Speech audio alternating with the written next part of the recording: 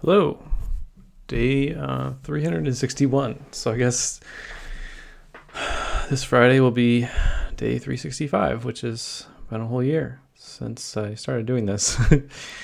um, it's been quite a crazy time last couple weeks. Getting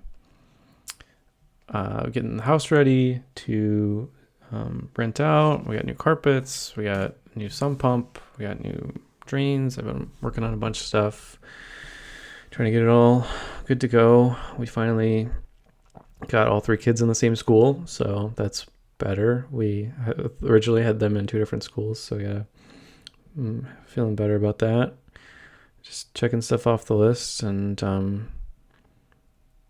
getting ready for the baby. Baby will be here in a month. And we'll be moving in a month and a half, so normal things to happen. So we're cleaning up and packing and stuff. I built the crib today for the new baby. I'm getting goosebumps right now.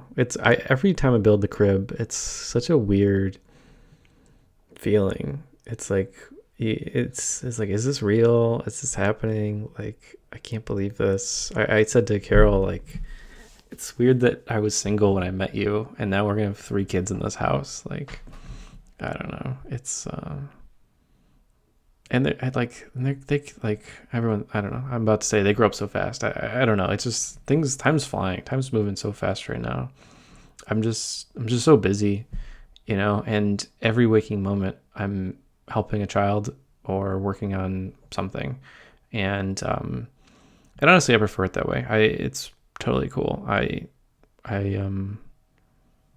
like it. It's much better. It makes me much happier to be too busy.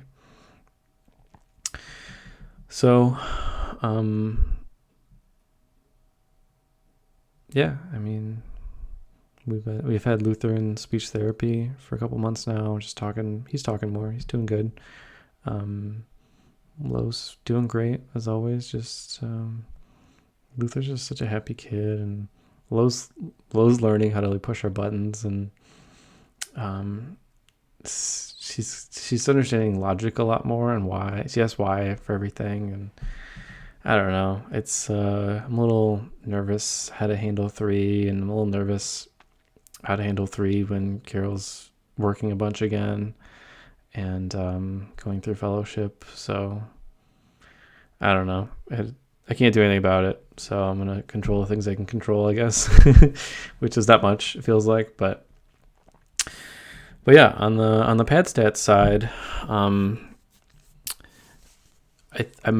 pretty sure I got the stripe thing figured out. We haven't been able to test it yet.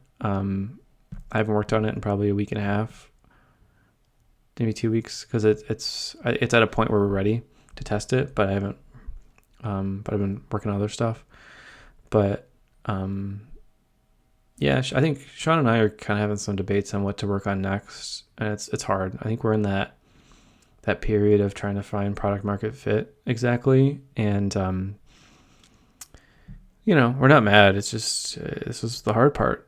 Everything's the hard part, but this is another part of the hard part of building things people want. I've had a few different ideas of what they want, and I haven't been able to test them yet. That's the hard thing. It's how do I test these things quickly? And I was reading a lot about Y Combinator last couple of days, and how, like, what they ask you to do in the 3 months that you do that, and I need to channel that more. I need to think through that better. As like, how can we do a 1 week sprint of this? How do we build this thing in a week to be the worst thing, but it exists, like, to see if somebody is interested in it. But it's hard. It's hard to know what to build and what to work on. We started heading into the crime data, and Sean actually had to pitch today for a University of Miami thing. So that They gave us 10 grand, which has been nice to pay for some of the stuff that we have to pay for ourselves. So he was like pitching to them they might give us $100,000 if we win, but they want to take some equity from us. So we're kind of debating if we even want to win. That's the hard thing with all this, is like, do you even want some of these prizes? But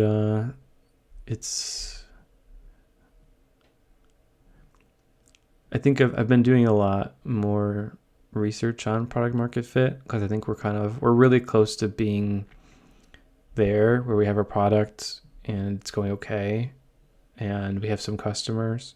We're not quite there. I need to productize this a little bit more and make sure the Stripe's working and everything's working a little bit better. But we had two people today, one that really wanted the crime data and would pay for it today if we had it, and one that wanted to potentially put our rental estimate into their product, which is good. I think some of the hard parts is productizing this stuff is really complicated. And it's hard to both productize and iterate. You can't really do both. You can either make something all buttoned up and perfect so that somebody can press a button and buy it and use it, or you can make it really crappy so that they can see it and try it a little bit. And so far we've gone the see it and try it a little bit route for a lot of our applications. And nothing's wrong with that, except for the part where we don't make any money during that whole process. So I think we go back and forth on that as a team, is like, when do we try to make money and when do we not with these things? I think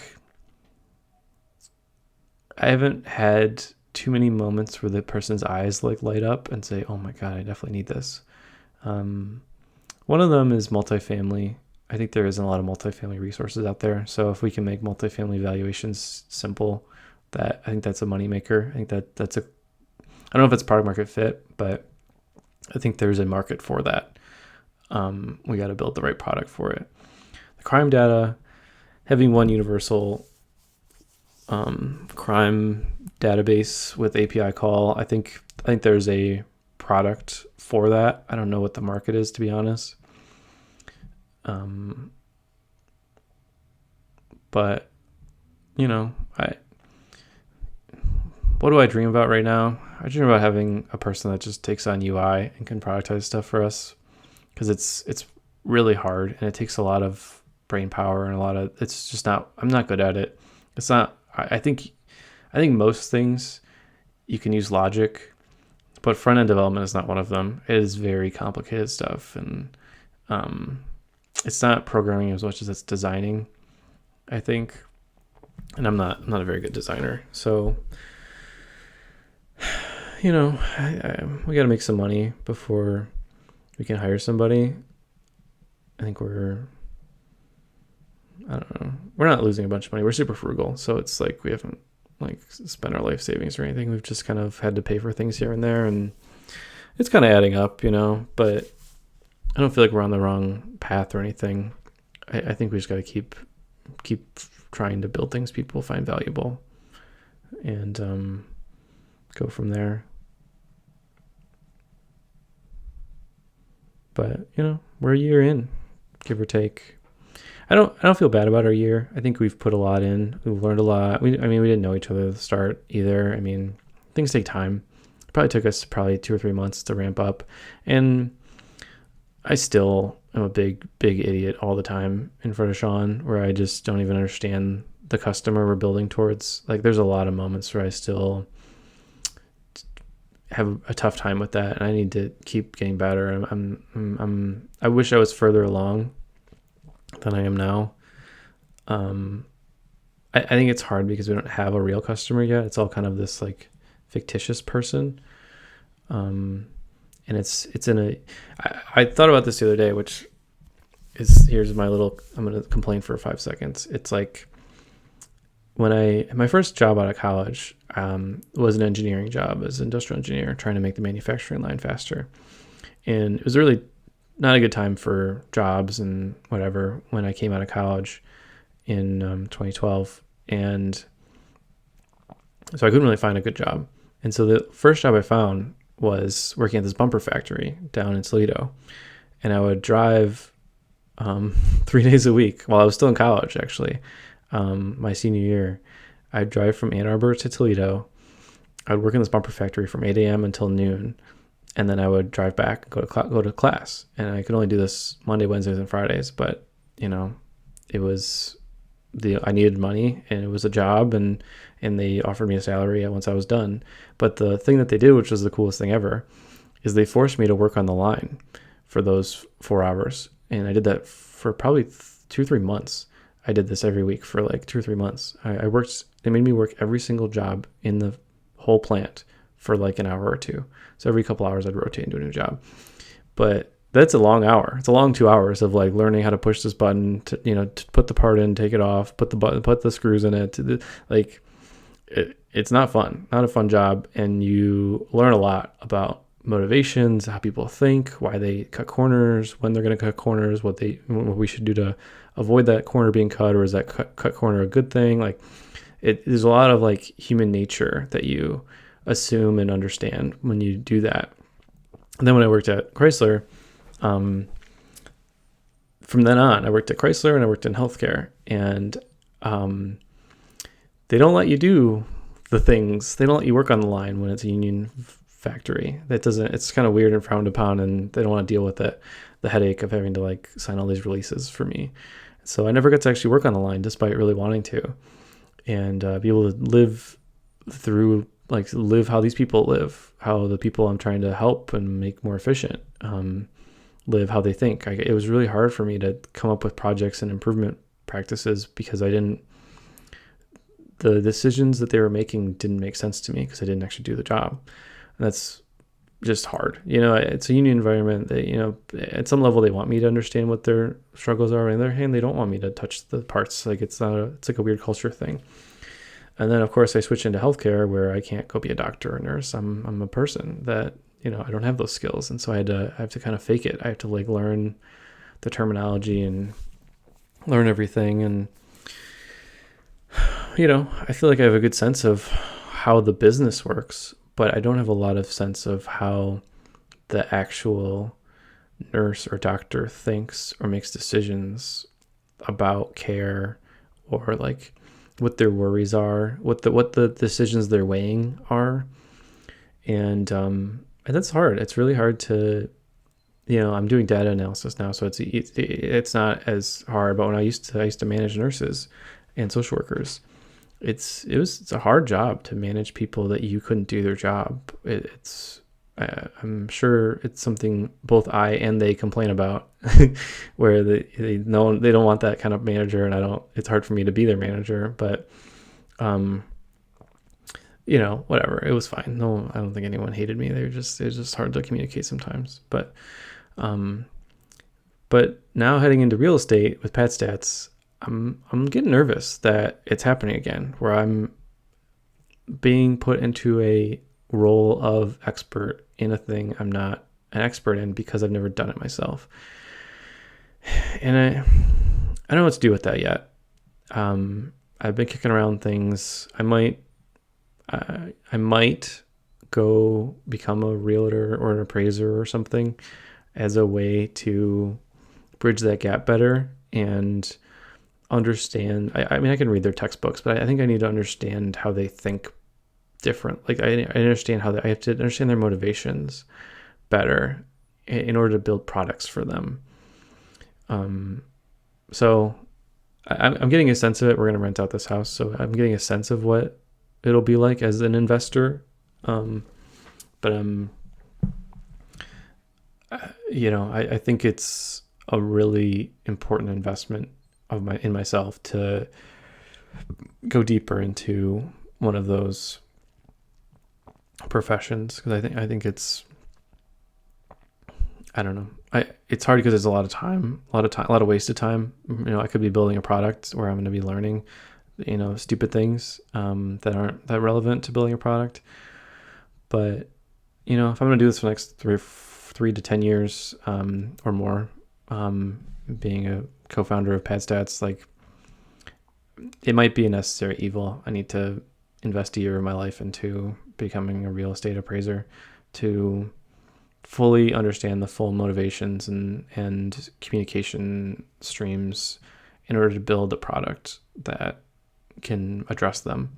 I think that might be one of the crossovers where, very low tech people are performing a job that could be performed very high tech.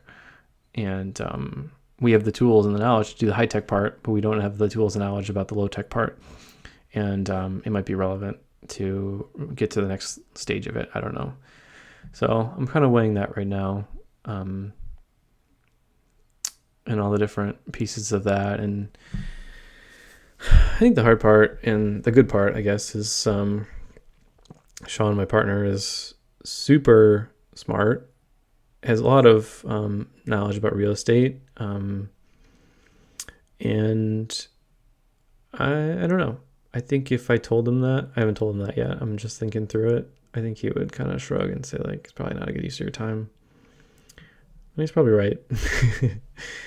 I just, I'm a little nervous to get caught in a situation again where I'm in an industry that I know enough about, but I've never actually done the job myself to fully comprehend the motivations and tools and,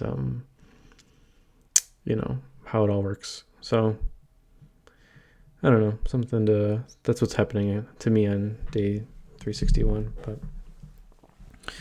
gonna keep going. We got some good feedback about the product, adding features and things and how to build it. We're doing a little bit of a revamp so that you can see previous reports and share them easily and normal stuff that a company would have. So, I don't think it's like the feature that's going to break us out, but I think it's stuff that we need to have. I think we're kind of dreaming up what the feature that will break us out is, or what the thing that will break us out is. I think I need to think more about markets and less about product. I think when I was reading a lot of product market fit articles, they say start with market. And I think, once again, that's probably one of the counterintuitive parts about startups that is easily missed unless you go really into the weeds and read the fine print. The fine print being the blog articles from people that have found it. Maybe that's normal. I don't know. They blog because people read them, but I probably read the same article a year ago, and I don't think I took its advice. So maybe that means something, Maybe it means I'm learning. Maybe it means I'm not. I don't know. I can't decide. So I guess that's for next year, Brian, to decide if I learned anything. But I am starting to dream up, if we do get picked for YC, like what that would be like, how it would be. I think like anything, in the history of the world, there's certain people that come through and they sound weird because their goals are so big, or their motivations are so big, or their, strategy is so big. And then later, when they achieve that big thing, you call them a great person. I'm trying to say, like, I've been noticing that pattern more often, that the University of Michigan wins the national championship. Great. But the previous year, when JJ McCarthy was the quarterback and they, were winning the Big Ten championship, he wasn't celebrating that much. He was kind of saying, like, this isn't a big deal. And there's a lot of videos of Kobe Bryant do this too. Like, they're in the finals and they ask him if he's happy to be here. And he's like, no, we're not happy to be here. I have a lot more work to do. And so I think some parts of the day, in the week, in the month, I need to dream about getting into YC, because that's a really, really prestigious goal. And I would have never thought I could be that person and get picked for that opportunity. And I'll be so thankful and grateful for it. And on some of the other parts of the days and the weeks and the months, I need to think of that as the most basic goal I could possibly have, and be reminded that 90% of YC companies fail. And for every seed round company, 90% don't make it to Series A. For every Series B, 90% don't make it out of Series A. Like there's, you lose 90% of the people every step. And so for me to say I'm doing things, and I guess really quick, the last thing I'll kind of mention too is like, I think I really am starting to really hone in on what my life's purpose is. And it's taken me over a year, multiple years. My kids getting married really helped, because it solidified a lot of my hierarchy of needs, most basic needs of connection and love and partnership. And then having kids like just tripled it. Is like I no longer sit around asking what's the point of life or anything like that.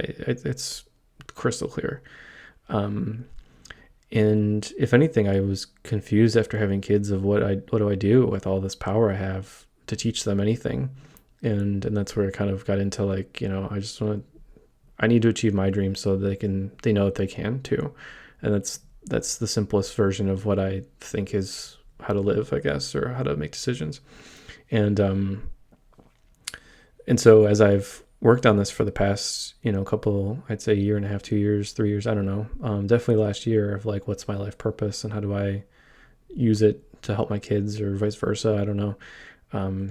It's becoming crystal clear to me that my life's purpose and the thing I want to spend every waking moment that my wife and kids don't need me for, building companies and making them as big as possible, and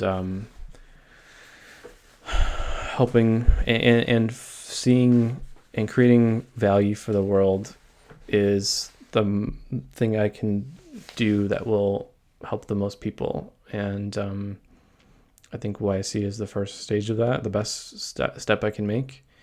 It's just having to get there. I need bigger goals. I need that to be a stepping stone. And yeah, so I gotta go. Gotta go pick up the kids, but that's where I'm at today. We're all over the place. High lows, deep, fun stuff. But I don't know, checking in. I need to start doing more of these, so I'll try to do it like once a week from now on. I think that it is the right amount, but I'll see you later.